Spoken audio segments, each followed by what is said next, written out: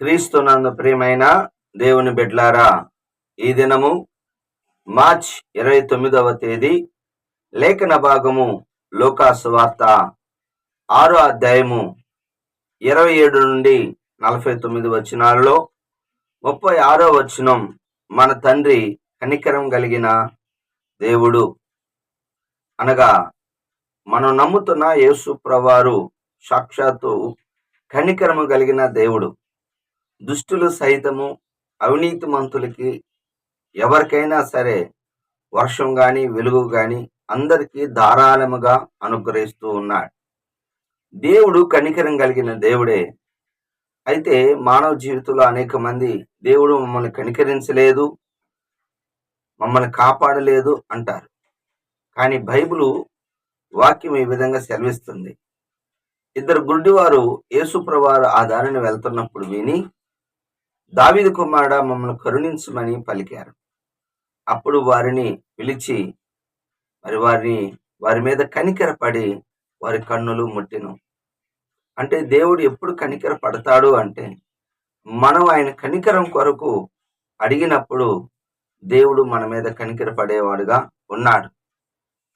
ద్వితీయోపదేశకాండం 4వ అధ్యాయం 31వ వచనంలో, యెహోవా కనికరం కలిగిన దేవుడు.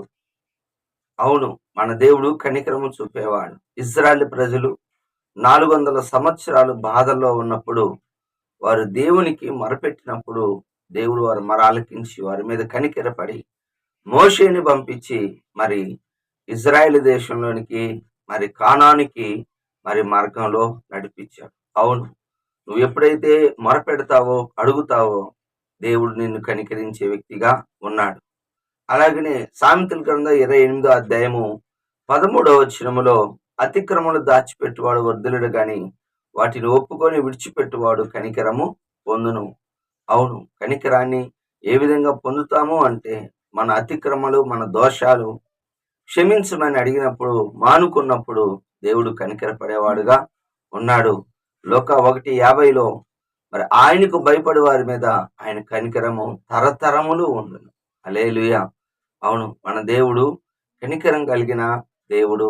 ఒప్పుకోవలసిన పాపాన్ని చూసినట్లయితే 37వ వచనము, తీర్పు తీర్చకుడి. యేసు ప్రభువారు పై వచనాలలో ప్రేమించటము క్షమించటము బాగా గమనించండి. ప్రేమ దైవికమైన ప్రేమ అనగా లోకమైన ప్రేమ కాదు, దైవికమైన ప్రేమ కూడా ఉంది. దాన్ని అగాపే ప్రేమ అంటారు. శత్రువును ప్రేమించాలి, లేకపోతే ఇతరులకి తీర్పు తీర్చకూడదు అనేది మన వల్ల కాదు. కానీ పరిశుద్ధాత్మ శక్తితో మనం ఆ విధంగా చేయగలం. అది మామూలు ప్రేమ కాదు, దైవికమైన ప్రేమ. గుర్తుపెట్టుకోండి, ఆ ప్రేమ ఉన్నప్పుడు ఇతరుల్ని నేరం మోపదు, తీర్పు తీర్చదు. పరిసయ్యులు శాస్త్ర దగ్గర ధర్మశాస్త్రం ఉంది, కానీ వారి దగ్గర దైవికమైన ప్రేమ కనికరం లేవు. ఎందుకు అంటే, వ్యభిచారం ముందు పట్టబడిన స్త్రీని తీసుకొచ్చారు, కానీ పురుషుని విడిచిపెట్టి ఆమె మీద నేరం మోపుతున్నారు. ఈమె విచారం చేసింది, రాళ్లతో కొట్టి చంపాలి అనేసి.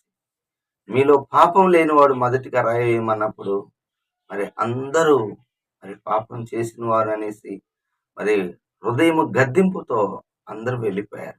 అవునండి, ఈరోజు నింద వేస్తున్నావు, తీర్పు తీరుస్తున్నావు అని అన్నట్లయితే ఖచ్చితంగా నీలో దేవుని ప్రేమ లేదు. అయితే దేవుని ప్రేమ ఉన్న వాళ్ళు ఏం చేస్తారు అంటే, 38వ వచనము,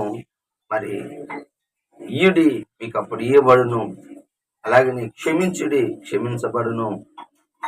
ఈయుడి అనే దాంట్లో అర్థం ఏమిటి అంటే, మనము కన్నీళ్లతో విత్తినప్పుడు సంతోషం అనే పంట కోసుకొని వస్తాం. ఏలియా సారేపతి విధవరాలు దగ్గరికి వెళ్ళినప్పుడు, 1 రాజుల గ్రంథం 17వ అధ్యాయంలో ఆమె వెళ్ళినప్పుడు ఒక చిన్న అప్పు మేమన్నప్పుడు భయపడింది. అందుకే ఇచ్చేటప్పుడు నిరాశ చెందక ఆమెను ప్రోత్సహిస్తున్నాడు. భయపడకము, నేను చెప్పినట్లు చేయము అని చెప్పినప్పుడు ఆమె వెళ్ళి చిన్న అప్పును తీసుకొని వచ్చి ఏలియా చేతిలో పెట్టినప్పుడు ఆయన ఆశలు యెహోవా సెలవిస్తున్నాడు, భూమి మీద వర్షం పడినంత వరకు. గుర్తుపెట్టుకోండి, తొట్టిలో పిండి బుడ్డిలో నూనె తరిగిపోలేదు. అర్థం ఏంటంటే, ఈ విధంగా ఇచ్చినప్పుడు మరి సేవకుడు ప్రార్థన చేసినప్పుడు ఇరువురిని పోషించాడు. అవును, మీ ప్రార్థన మాకును, మా ప్రార్థన మీకు ఒకరికొకరికి సహాయకరంగా ఉంటది. కనుక అందరికీ అందరి కొరకు ప్రార్థన చేయటము, అలాగనే మరి ఇచ్చే విషయంలో కూడా మరి నిరాశ చెందక మనం ఇవ్వాలనేది దేవుని యొక్క చిత్తం. మరి ప్రతి విషయంలో ఆత్మ సంబంధమైన విషయాలు కూడా దేవుడు నీకు తెలియజేసినప్పుడు అవి ఇతరులకు పంచు. దేవుడు ఇంకా అభివృద్ధి చేస్తాడు. దేవుడి మాటలు దీవించును గాక. ఆమేన్. ప్రార్థన చేసుకుందాం. ప్రేమ కలిగిన తండ్రి యేసయ్యా, నీ కొందనాలు, స్తోత్రాలు. ఈ దినము నాయనా మీరు మమ్మల్ని కనికరించేవారుగా ఉన్నారు. మేము ఇతరులకు తీర్పు తీర్చక నాయనా మేము కూడా ఇచ్చేవాళ్ళం గాను, క్షమించే వాళ్ళము గాను తండ్రి ఉండునట్లుగా సహాయం చేయండి. బిడ్డలకి నైనా మరి తండ్రి దేవా, మేము కూడా తండ్రి బిడ్డలందరినీ దీవించండి. ఎవరైతే చూస్తున్నారో వారిని బలపరచండి నాయన. అయ్యా, మీ ఆత్మకార్యం జరిగించండి. వాళ్ళ పనుల్లో వారి యొక్క కష్టార్జితాన్ని నాయన దీవించండి, ఆశీర్వదించండి. ప్రతి విధమైన వ్యాధి నుంచి, బలహీనత నుంచి విడుదలించి మంచి ఆరోగ్యమును దయచేయమని కోరుతూ యేసు నామములో ప్రార్థిస్తున్నాను తండ్రి. ఆమేన్. తండ్రి యొక్క ప్రేమ, కుమారుని యొక్క కృప, పరిశుద్ధాత్మ యొక్క అన్యోన్య సాహసం సదాకాలం మనందరికి తోడుగా ఉండును గాక. ఆమేన్. హల్లెలూయా. దేవుడు మిమ్మల్ని దీవించును గాక.